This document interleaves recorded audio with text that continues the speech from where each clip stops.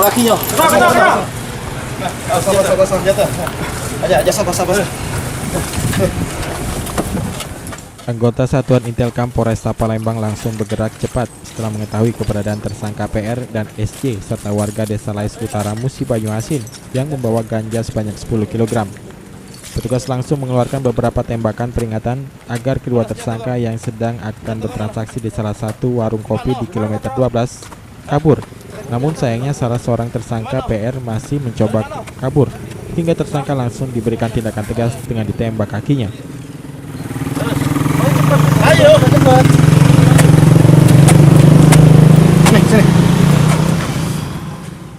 Setelah polisi melakukan penggeledahan di mobil yang dibawa kedua tersangka, hasilnya polisi menemukan sebanyak 10 kg ganja yang disembunyikan tersangka di dalam karung yang diletakkan di bawah jok belakang mobil.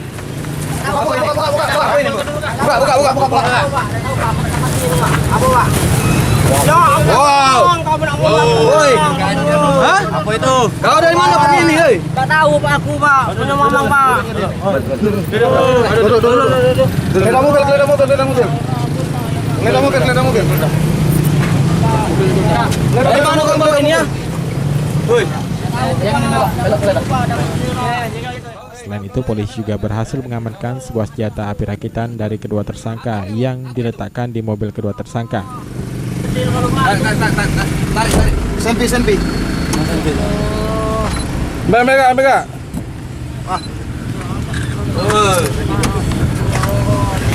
Ini siapa ini? Tak tahu Pak aku. Nah, kau ini mobil ini kan? Ya aku kenapa dulu tak tahu Pak aku Pak.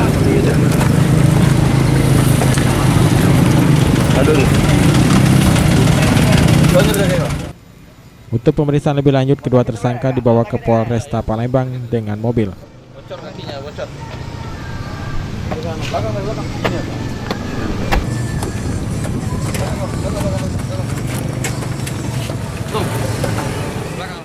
Menurut keterangan salah seorang tersangka berinisial PR, ganja tersebut baru diambil dari bandar berinisial AN warga Desa Ipil, Kecamatan Lais Utara, Musi Banyuasin.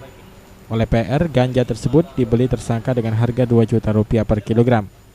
Ganja tersebut akan diberikan kepada orang yang telah memesan berinisial WR yang berhasil kabur saat akan ditangkap untuk diedarkan di daerah Jalur 19. Ganja tersebut akan dijual tersangka seharga Rp2.500.000 per kilogram, hingga tersangka bisa mengambil keuntungan Rp5 juta dari penjualan 10 kg ganja tersebut. Barangnya mau dikirim mana?